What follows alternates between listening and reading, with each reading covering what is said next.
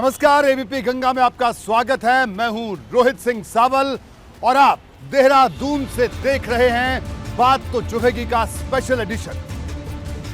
सियासत के गणित का कोई तय फॉर्मूला नहीं होता।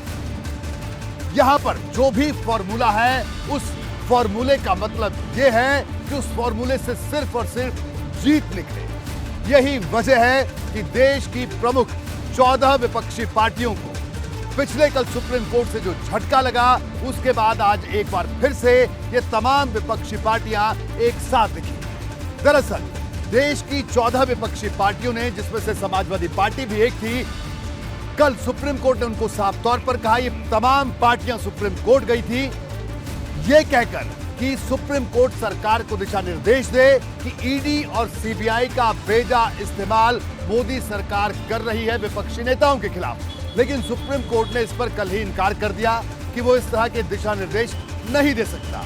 ऐसे में ठीक 24 घंटे बाद आज एक बार फिर ये तमाम 14 विपक्षी पार्टियों के नेता दिल्ली में तिरंगे तले इकट्ठे हुए।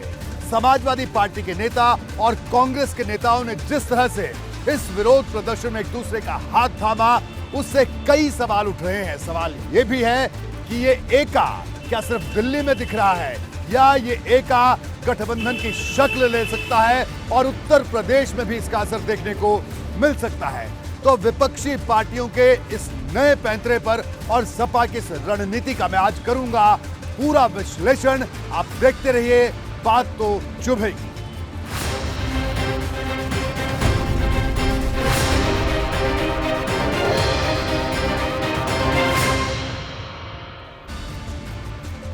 देश की 14 विपक्षी पार्टियों को कल सुप्रीम कोर्ट से जो झटका लगा, उसके बाद आज एक बार फिर से पूरा विपक्ष पुराने एजेंडे पर लौटता नजर आया।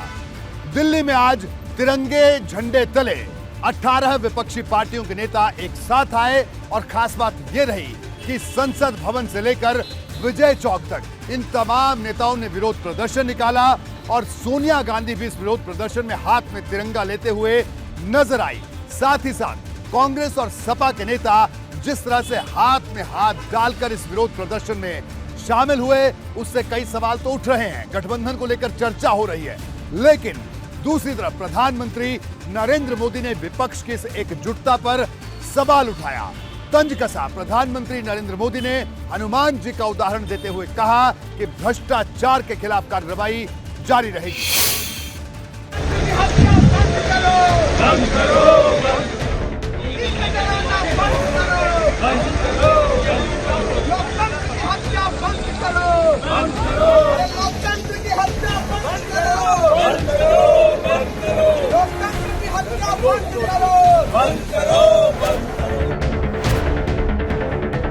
फिर विपक्ष का हल्ला बोल, अडानी पर आगे बढ़ा एजेंडा।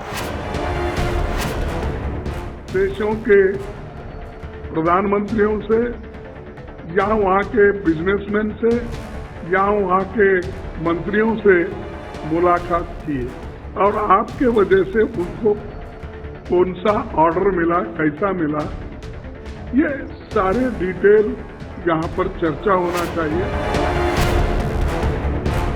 सड़क से संसद तक संग्राम, तिरंगे के नीचे सियासी घमासान। लोकतंत्र की हत्या हो रही है, किस लिए? भ्रष्टाचार को बचाने के लिए, अडानी को बचाने के लिए।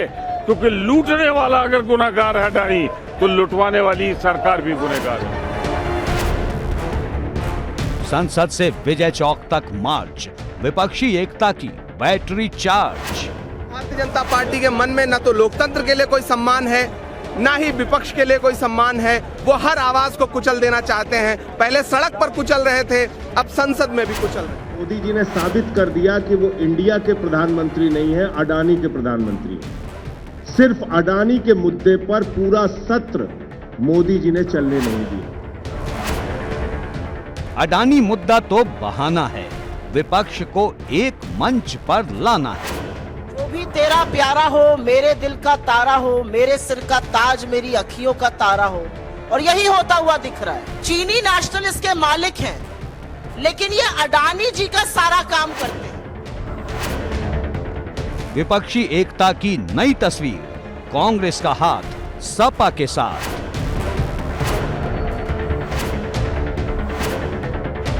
विपक्ष के शोर पर पीएम का हनुमान वार। हनुमान जी की एक और बात से भी बहुत बड़ी प्रेरणा मिलती रहती है हमें। जब हनुमान जी को राक्षसों का सामना करना पड़ा तो वो उतने ही कठोर भी हो गए थे। जब भ्रष्टाचार की बात आती है तो भाजपा उतनी ही संकल्पबद्ध हो जाती है। मोदी का सपने वाला संकल्प 24 में फिर होगा कायाकल्प। इन राजनीतिक दलों की हमारे खिलाफ साजिशें चलती रहेगी, लेकिन हम देशवासियों के सपनों को दबते हुए, बिखरते हुए, सिमटते हुए, मुरझाते हुए नहीं देख सकते। भ्रष्टाचार पर भयंकर संग्राम, लोकसभा की लड़ाई में किसका काम तमाम।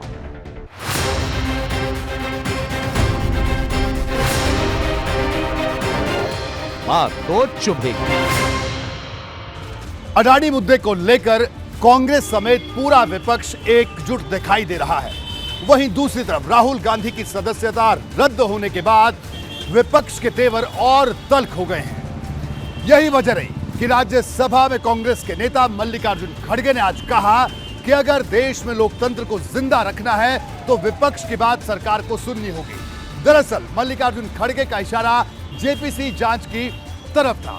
वहीं दूसरी तरफ प्रधानमंत्री नरेंद्र मोदी ने कहा कि भ्रष्टाचार के खिलाफ कार्रवाई जारी रहेगी और अपने ऊपर कार्रवाई होते देख ये लोग इस तरह की बात कर रहे हैं।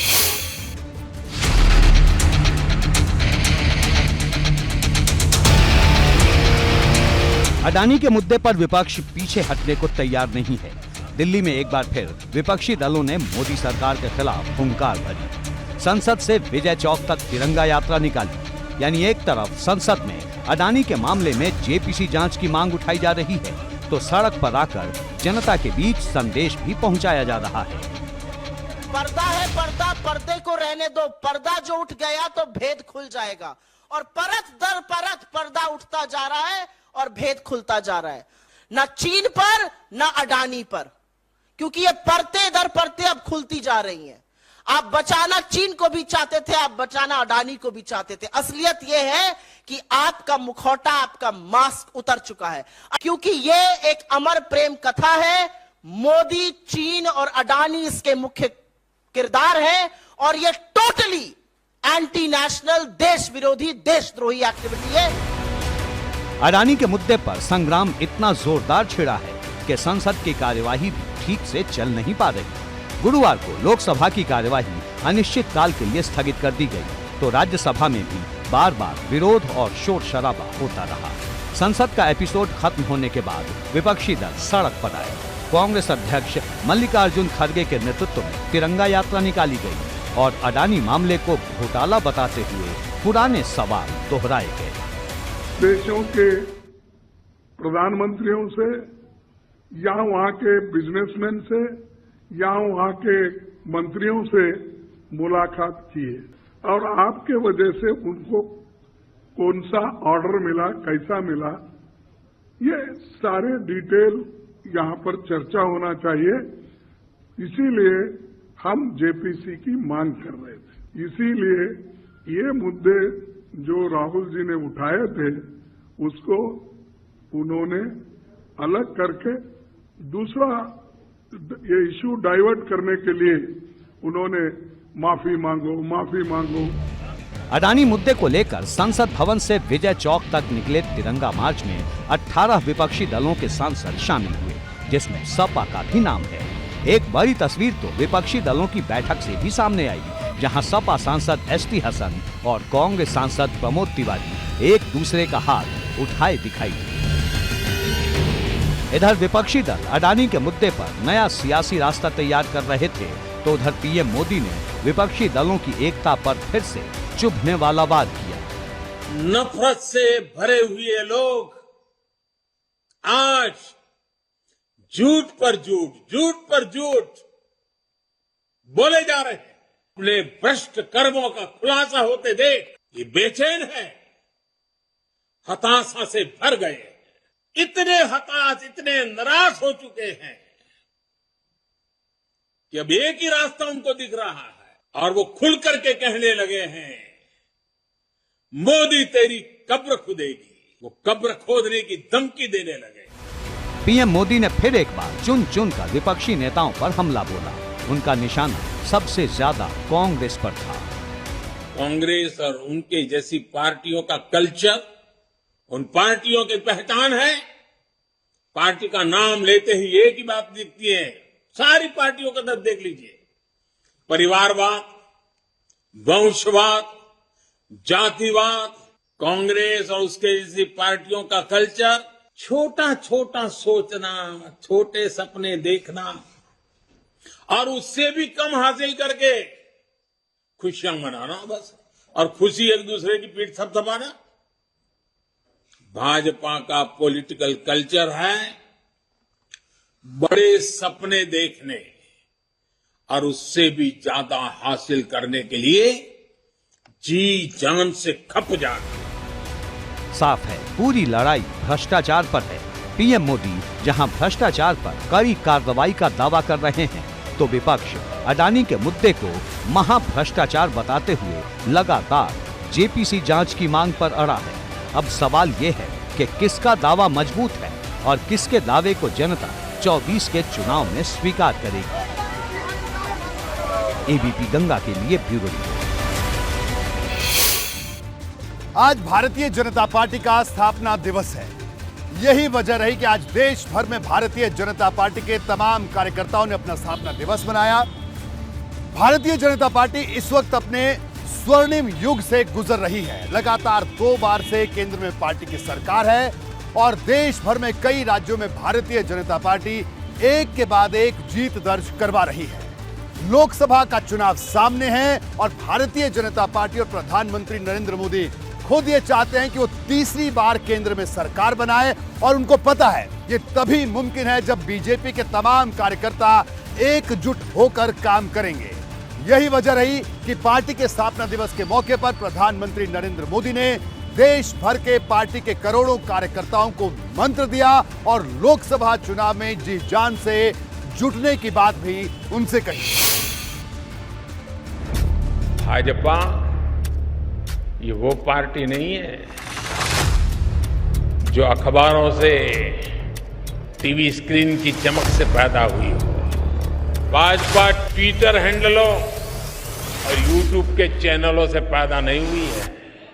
ये भाजपा अपने कार्यकर्ताओं के त्याग तपस्या से बनी हुई है। भाजपा जमीन पर काम करके आगे बढ़ी। भाजपा गांव में, खेत खलिहानों में गरीबों के साथ कंधा से कंधा मिलाकर तप करके आगे बढ़ी।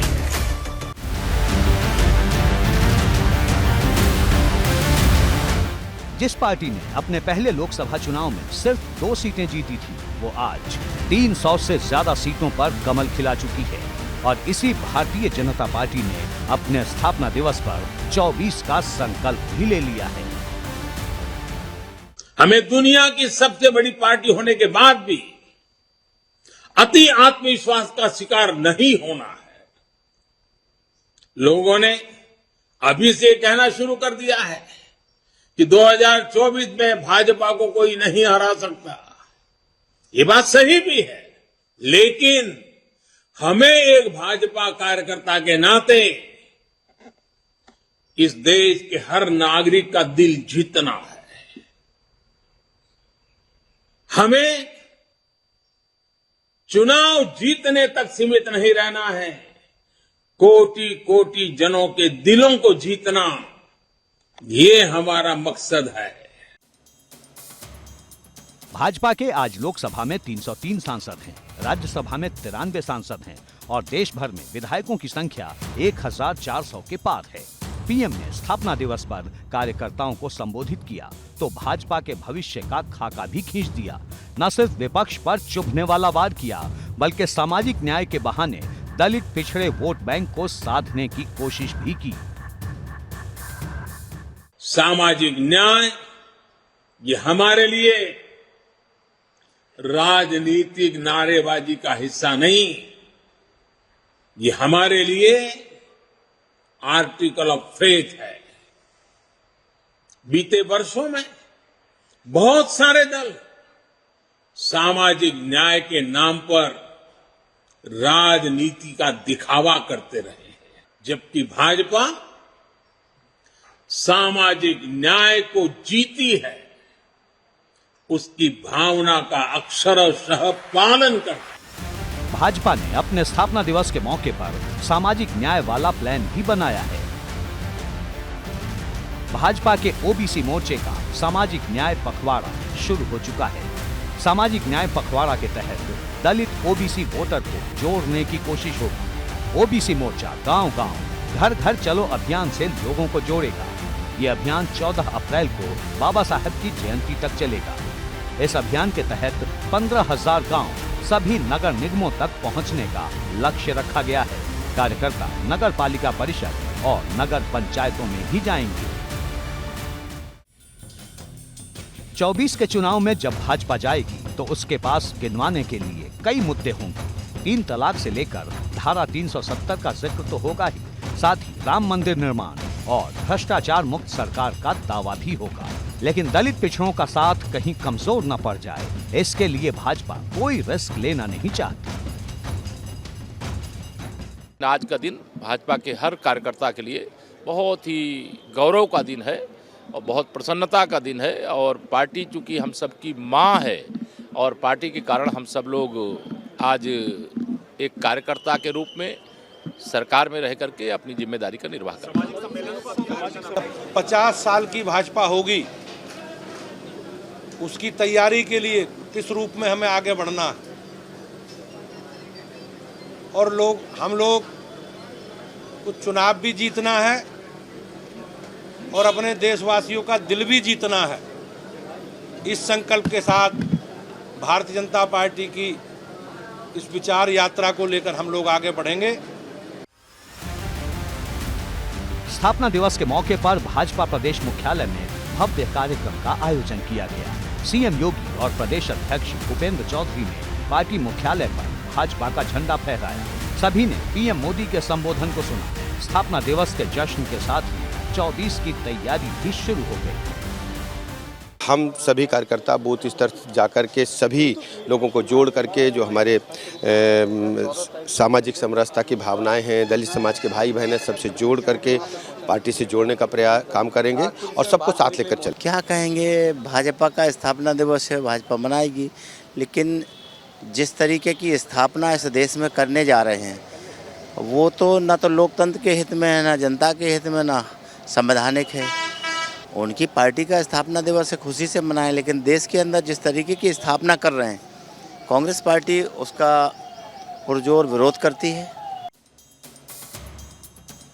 साल 2014 से ही देश में भाजपा का राज है। पार्टी की कोशिश है कि लगातार तीसरी बार लाल किले को फतेह किया जाए। एबीपी गंगा के लिए ब्यूरो रिपोर्ट।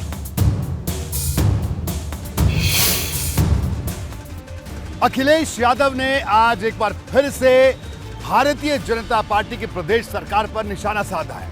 यूं तो अखिलेश यादव अक्सर बुलडोजर की कार्रवाई पर, साथ ही साथ समाजवादी पार्टी के नेताओं पर हो रही कार्रवाई पर सवाल उठाते रहते हैं, लेकिन इस बार अखिलेश यादव ने वेब सीरीज की तरह से सिलसिलेवार एक के बाद एक हमले भारतीय जनता पार्टी की सरकार पर किए हैं और एक ही ट्वीट में उन्होंने कई बातें कह डाली हैं। लेकिन दूसरी तरफ भारतीय जनता पार्टी के नेता भी चुप नहीं रहे। उन्होंने अखिलेश यादव के चुभते हुए तमाम सवालों पर पलटवार किया है।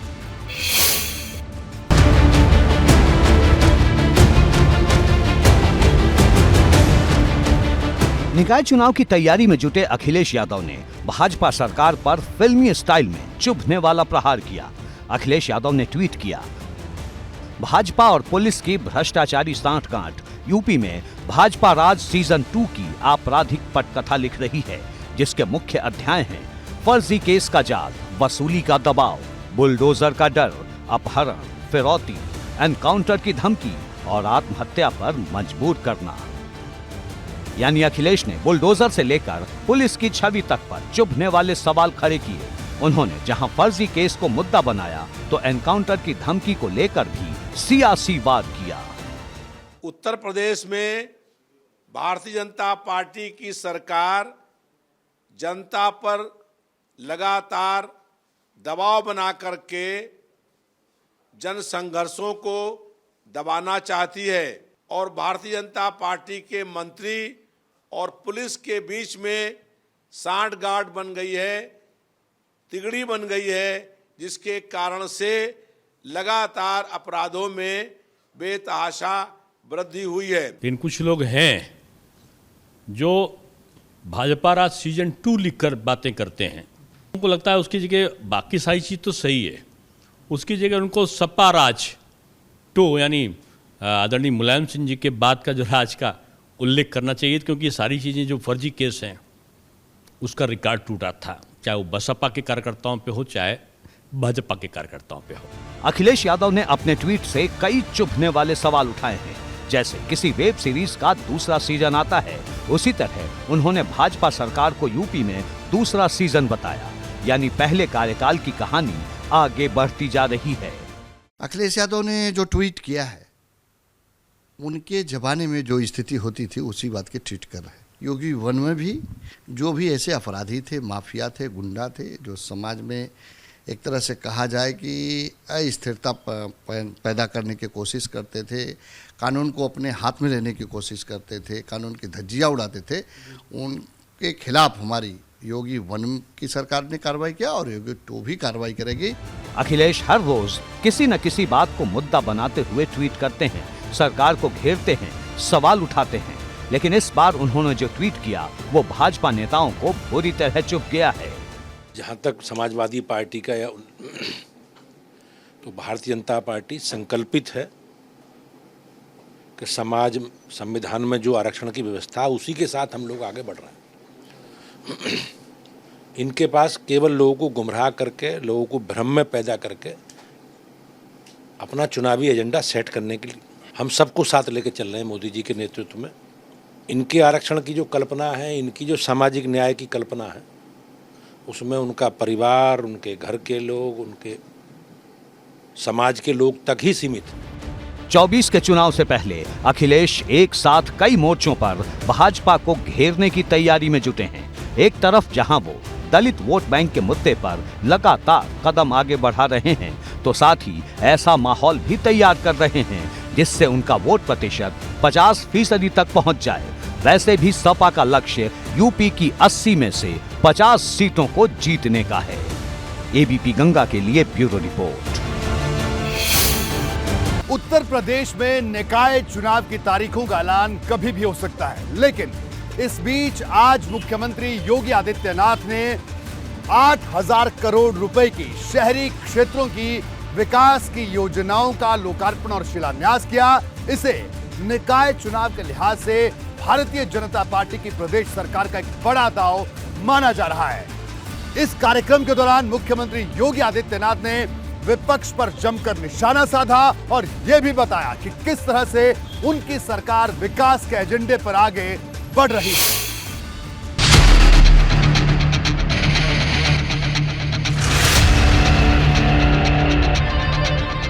निकाय की चुनावी पिच पर निर्णायक संग्राम का बिगुल बजने वाला है। इससे पहले सीएम योगी ने शहर के चुनावी संग्राम की बिसात पर सबसे बड़ा दांव चल दिया है।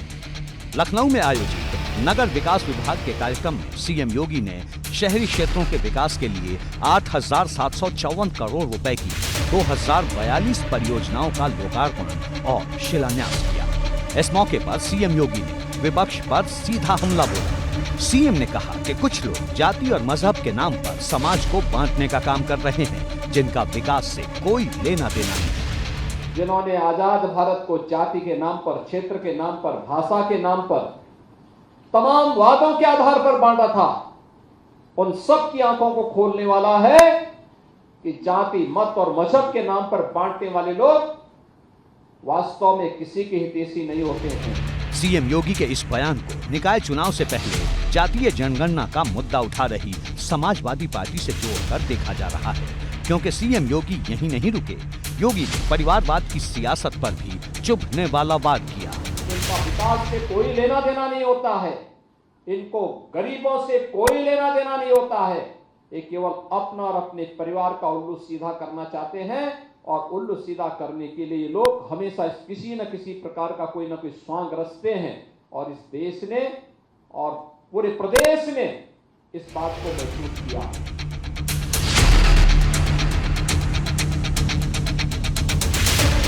निकाय चुनाव के लिए भाजपा ने सभी 17 नगर निगमों में जीत का लक्ष्य तय किया है। ऐसे में भाजपा ने शहरी क्षेत्र में स्ट्रीट वेंडर को साधने की रणनीति पर कदम बढ़ा दिए हैं, जिसके संकेत सीएम योगी पहले ही दे चुके हैं। पहली बार आपने देखा होगा स्ट्रीट वेंडर को कोई नहीं पूछता, हर जगह प्रताड़ित होते थे, शोषण का शिकार होते थे। पहली बार प्रधानमंत्री जी ने स्ट्रीट वेंडर के लिए कोई योजना बनाई, स्ट्रीट वेंडर को जोड़ने वाला, यानी इसके अंतर्गत 9,31,000 से अधिक स्ट्रीट वेंडर को अब तक 2,04,565 करोड़ रुपए की राशि वितरण करने का कार्य भी इसमें हुआ है। काफी बड़े पैमाने पे ये कार्य उत्तर प्रदेश के अंदर हुए हैं। माना जा रहा है कि भाजपा को यकीन है कि शहरी क्षेत्रों में स्ट्रीट वेंडर की आबादी निर्णायक हो सकती है। ऐसे में भाजपा की हर मुमकिन कोशिश व्यापारी और नौकरी पेशा वर्ग के साथ स्ट्रीट वेंडर को भी अपने पाले में लाने की है। भाजपा के इस प्लान को सपा के जातीय जनगणना वाली रणनीति के काट के तौर पर भी देखा जा रहा है। ऐसे में सपा सर्वधर्म समभाव का नारा दे रही है कि हम लोगों ने सभी समाज की बात की है और आने वाले में भी समय में भी हम लोग सभी समाज की बात करेंगे। भारतीय जनता पार्टी हो चाहे उनके डिप्टी सीएम हो, मैं समझता हूँ वो सिर्फ कहीं ना कहीं अपने नंबर बढ़ाने के लिए ऐसी बातें करते हैं और ऐसी बातों का सहारा लेते हैं कि लोगों के बीच में ध्रुवीकरण फैल सके। मतलब समाजवादी पार्टी किसी भी सूरत में नहीं चाहती कि जनता के बीच संदेश जाए कि पार्टी किसी एक वर्ग या जाति विशेष की राजनीति को हवा दे रही है, जबकि भाजपा की हर मुमकिन कोशिश ये संदेश देने की है कि सपा की मानसिकता ही जातिवादी है। एबीपी गंगा के लिए ब्यूरो रिपोर्ट। देश भर में आज हनुमान जयंती धूमधाम से मनाई गई। दरअसल रामनवमी के मौके पर कई प्रदेशों में कुछ छुटपुट हिंसक घटनाएं हुई थी। उसके बाद देश भर में कड़ी सुरक्षा व्यवस्था के बीच हनुमान जयंती मनाई गई। तमाम सियासी दलों ने अपने नेताओं से यह बात जरूर कही थी कि कोई भी अनर्गल बयानबाजी ना करे, लेकिन बावजूद इसके कई नेताओं की जुबान फिसली।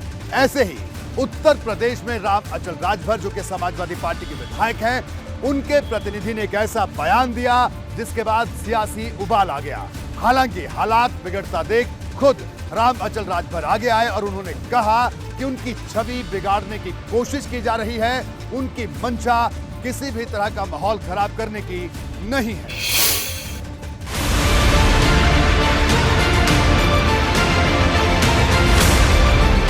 पहले रामचरितमानस पर सपा के राष्ट्रीय महासचिव स्वामी प्रसाद मौर्य ने विवाद का चैप्टर खोला। अब भगवान हनुमान को लेकर विवादों का नया चैप्टर खुला है। विवाद का चैप्टर खोलने वाले बाल मुकुंद धुरिया के बारे में दावा किया जा रहा है कि वो सपा विधायक राम अचल राजभर के प्रतिनिधि हैं। लेकिन पहले देखिए कि बाल मुकुंद धुरिया ने फेसबुक पर लिखा क्या है। जिन्हें अपने आजा बाबा की जयंती याद नहीं, वो बंदर की जयंती मना रहे हैं। इसलिए इतिहास मिटाना जरूरी है ताकि ये क्रम चलता रहे। जी, आज हनुमान जी के जन्म उत्सव पर बाल मुकुंद धुरिया, जो यहाँ समाजवादी पार्टी के विधायक रामाचल जी के प्रतिनिधि हैं, उनके द्वारा सोशल मीडिया पर एक पोस्ट किया गया जिससे हिंदुओं की भावना आहत हो रही थी। उसी के संदर्भ में हमने सदर कोतवाली में एक एप्लीकेशन दिया था जिस पर FIR पंजीकृत हुआ है। गिरफ्तारी अभी नहीं हुई है। लोगों की मांग है कि उनकी गिरफ्तारी की जाए, उनको जेल भेजा जाए। बाल मुकुंद धुरिया के इस पोस्ट ने सियासत का पारा बढ़ा दिया है। उधर अंबेडकर नगर में भाजपा युवा मोर्चा के जिला महामंत्री ने सदर कोतवाली में तहरीर देकर कार्रवाई की मांग की है। पुलिस भी इस मामले में केस दर्ज कर कार्रवाई की बात कर रही है। एक तहरीर मिश्रा जी दिए हैं और कोतवाली में वो आके दिए, उस पर मुकदमा पंजीकृत हो रहा है और उस पोस्ट को देखा गया है, उस पर उचित वैधानिक कार्रवाई की जाए। बाल मुकुंद धुरिया का विवादित पोस्ट हनुमान जयंती पर आया है। ऐसे में भाजपा ने सपा पर चौतरफा हमला बोल दिया है।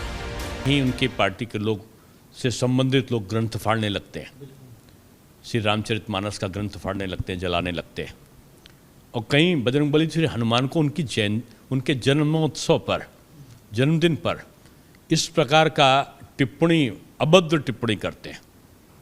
मैं तो कहूँगा कि भगवान बजरंगबली उनको सद्बुद्धि दे। इस बीच सपा विधायक राम अचल राजभर ने विवादित पोस्ट करने वाले बाल मुकुंद धुरिया के प्रतिनिधि होने का खंडन किया है। राम अचल राजभर ने साफ लफ्जों में कहा है कि उनका कोई प्रतिनिधि नहीं है। मैंने किसी को अपना प्रतिनिधि बनाया ही नहीं, तो जनप्रतिनिधि का सवाल नहीं उठता। और मेरी छवि को धूमिल करने के लिए एक साजिश के तहत इस तरह जो है सोशल मीडिया पे वायरल किया जा रहा है। अंबेडकर नगर के साथ साथ हमारे अकबरपुर की महान जनता मुझसे कितना प्यार करती है, उसका उदाहरण है कि मुझे 6वीं बार जो है विधायक बनाने का काम किया है। उधर विवाद बढ़ता देख बाल मुकुंद धुरिया ने मीडिया के कैमरे पर माफी मांग ली है। नहीं, मेरा कोई आपत्तिजनक बयान है नहीं। अगर किसी को दुख है तो हम क्षमा मांग लेते हैं। हम इसके लिए, हमारी जनता है, हमारे लोग हैं समाज के, लेकिन हम कोई गलत कह रहे हों ये बात हमको कोई कह दे। धुरिया के माफी मांगने के बावजूद विवाद जारी है, गिरफ्तारी की मांग हो रही है। हालांकि पुलिस ने अब तक गिरफ्तारी का कदम नहीं उठाया है। एबीपी गंगा के लिए ब्यूरो रिपोर्ट। अक्सर अपने विवादों से चर्चा में रहने वाली वीएचपी की नेता साध्वी प्राची ने एक बार फिर से एक विवादित बयान दिया है। दरअसल इस बार साध्वी प्राची ने मुस्लिम लड़कियों को यह सलाह दे डाली है कि वो हिंदू लड़कों से शादी करें। साध्वी प्राची ये तर्क दे रही हैं कि इससे उनको हलाला और पर्दा प्रथा जैसी तमाम प्रथाओं से छुटकारा मिलेगा। लेकिन साध्वी प्राची के इस बयान से एक नया सियासी बवाल खड़ा हो गया है। ऑफर यही है कि हिंदू लड़कों से शादी कर ले, जिंदगी स्वर्ग बन जाएगी। जो आज नरक की जिंदगी जी रही है बच्चियां, उनका हलाला नहीं होगा। धर्म की धुरी पर साध्वी प्राची के मुखमंडल से निकला ये बयान विवाद का नया संदेश लेकर आया है। साध्वी प्राची का ये बयान साईं बाबा पर बागेश्वर धाम के पीठाधीश्वर धीरेन्द्र शास्त्री के उस बयान के समर्थन में आया है जिस पर खुद धीरेन्द्र शास्त्री खेद जता चुके हैं। इससे पहले धीरेन्द्र शास्त्री ने कहा था, साईं बाबा पीर हो सकते हैं, फकीर हो सकते हैं, लेकिन भगवान नहीं। इस पर साध्वी प्राची ने धीरेन्द्र शास्त्री से 2 कदम आगे जाकर बयान दिया है और हिजाब और नकाब पर विवाद का नया अध्याय खोल दिया है। मुस्लिम बहनें 50 डिग्री तापमान में भी बेचारी काले लबादे में बंद रहती, उनके ऊपर इतना सितम जो ढाया जा रहा है, उससे मुक्ति दिला रही हूँ भाई। हिंदू बेटों से, हिंदू बच्चों से शादी करके उनकी जीवन को स्वर्ग की ओर ये कहना चाहिए, उनकी जिंदगी को स्वर्गमय बना रहे हैं। मतलब हिंदू मुस्लिम के नाम पर साध्वी प्राची ने धर्म की जो किताब खोली है उस पर विवाद होना तय है। लेकिन साध्वी प्राची यहीं नहीं रुकी। रामनवमी पर बिहार से पश्चिम बंगाल तक हुई हिंसा को लेकर ममता बनर्जी और बिहार की नीतीश सरकार पर चुभने वाला वार किया। साध्वी प्राची ने बिहार और पश्चिम बंगाल में राष्ट्रपति शासन की मांग कर डाली। खुद ममता बनर्जी खड़े होकर के, खुद नीतीश बाबू, और रामनवमी के जुलूस पर कोई भी पत्थर फेंक देगा, कोई भी बम विस्फोट कर देगा। क्यों? इसका मतलब ये खुद करा रहे, षड्यंत्र ये रच रहे हैं कि वहां पर दोनों जगह राष्ट्रपति शासन लगा देना चाहिए। हालांकि ये पहली बार नहीं है जब हिंदू मुस्लिम के नाम पर साध्वी प्राची ने इस तरह की भाषा का इस्तेमाल किया है। इससे पहले भी साध्वी प्राची धर्म के नाम पर विवादों को हवा देती रही हैं। एबीपी गंगा के लिए ब्यूरो रिपोर्ट।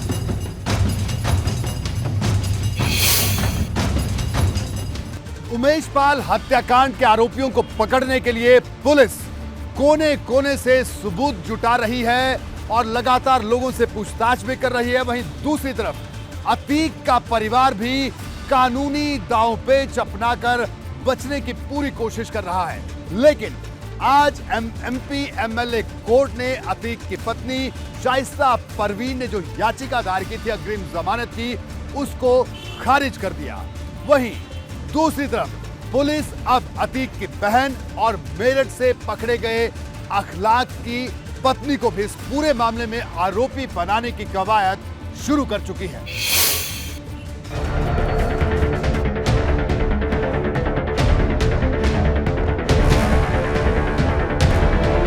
उमेश पाल हत्याकांड में माफिया एंड फैमिली पर कानून का शिकंजा लगातार कस रहा है और हर बदलते दिन के साथ अतीक के परिवार के लिए कानूनी कार्रवाई से बचने का रास्ता बंद होता जा रहा है। कोर्ट ने अपराध की गंभीरता और उमेश पाल शूटआउट केस में आरोपी शाइस्ता परवीन की संलिप्तता के आधार पर उनकी अग्रिम जमानत की अर्जी को खारिज किया है। अदालत का मानना है कि अगर इस स्टेज पर शाइस्ता परवीन को अग्रिम जमानत दी जाती है तो वो कतई न्याय हित में नहीं होगा। अग्रिम जमानत मिलने पर वो न सिर्फ केस की जांच को प्रभावित कर सकती हैं बल्कि गवाहों पर भी दबाव बना सकती हैं। अब उमेश पाल हत्याकांड में फरार 25,000 की इनामी शाइस्ता परवीन की अग्रिम जमानत याचिका एमपी एमएलए कोर्ट ने खारिज कर दी है। कोर्ट ने साफ लफ्जों में कहा है कि अपराध की गंभीरता को देखते हुए शाइस्ता परवीन को अग्रिम जमानत नहीं दी जा सकती। इस बारे में क्या फैसला अदालत का आया है और इसका क्या प्रभाव पड़ेगा, इस बारे में हम बात करते हैं। हमारे साथ अपर शासकीय अधिवक्ता सुशील वैश्य जी मौजूद हैं। इसके साथ साथ उमेश पाल के परिवार वालों के वकील विक्रम सिन्हा जी हैं। सबसे पहले सुशील जी से जान लेते हैं, सर अदालत में क्या प्रेयर की गई थी और क्या फैसला आया? अदालत में एंटीसिपेटरी बेल जो दाखिल की गई थी आवेदिका की तरफ से, शाइस्ता परवीन की तरफ से, उसमें उनके अधिवक्ता ने ये अर्जी लगाई थी, ये प्रार्थना किया था कि मेरा नाम जो है शाइस्ता है और उन्होंने जया पाल ने जो वादनी मुकदमा है उन्होंने शाइस्ता लिखा है। हम लोगों ने बताया कि ये आइडेंटिफिकेशन है बिल्कुल कि ये उनकी वाइफ है अतीक अहमद की, तो शब्दों के हेर फेर से ये नहीं हो जाता है कि उनके नाम पे नहीं है। अदालत ने क्या फैसला दिया है और साथ में क्या ऑब्जर्वेशन था कोर्ट का? अदालत ने अभियोजन की पूरी बातों को सुना, उनकी भी बातों को सुना। ये माना अदालत ने कि वास्तव में ये एंटीसिपेटरी बेल पोषणीय नहीं है। अतः इस निष्कर्ष पर न्यायालय पहुंची कि पोषणीयता को ध्यान में रखते हुए ये एंटीसिपेटरी बेल उनकी खारिज की गई। क्या कमेंट किया है अदालत ने अपने फैसले में? अदालत ने ये माना कि जो जयापाल ने मुकदमा दर्ज कराया है उसमें ये नामजद हैं, इनके परिवार के सारे लोग नामजद हैं, ये साजिश की सूत्रधार हैं। जो हत्याकांड हुआ वो ट्रिपल हत्याकांड था।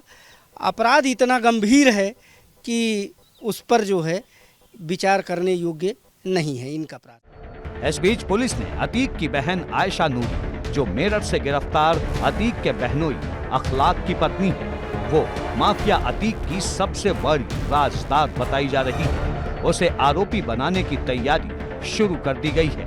बताया जा रहा है कि आयशा नूरी को उमेश पाल हत्याकांड की पूरी जानकारी थी। उसे पता था कि हत्या किस दिन और कहां होगी। आयशा नूरी ने ही शूटर्स को भगाने और उनके रहने का इंतजाम किया।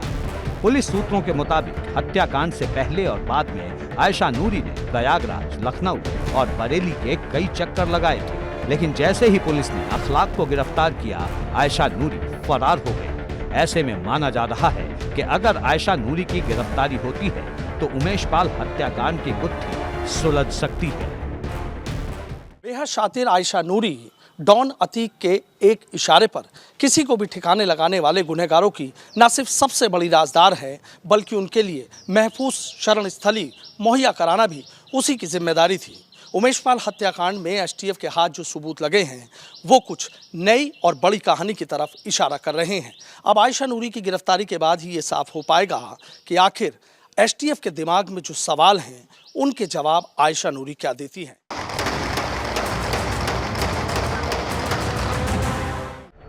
24 फरवरी को उमेश पाल की हत्या के बाद से अब तक माफिया एंड फैमिली को लेकर कई खुलासे हो चुके हैं, कई तस्वीरें सामने आई हैं।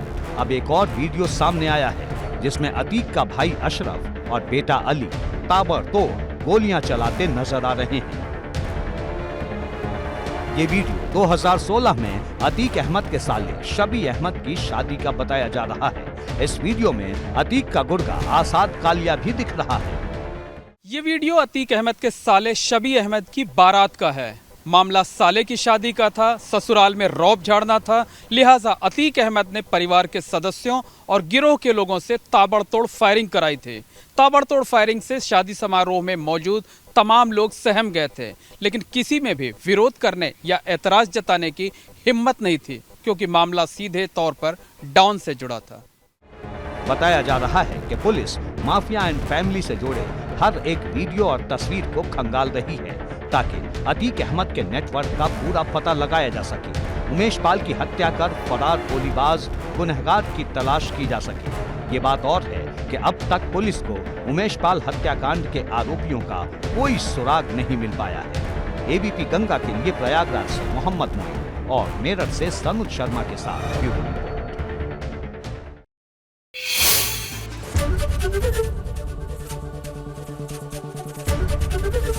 एबीपी गंगा, खबर आपकी, जुबान आपकी।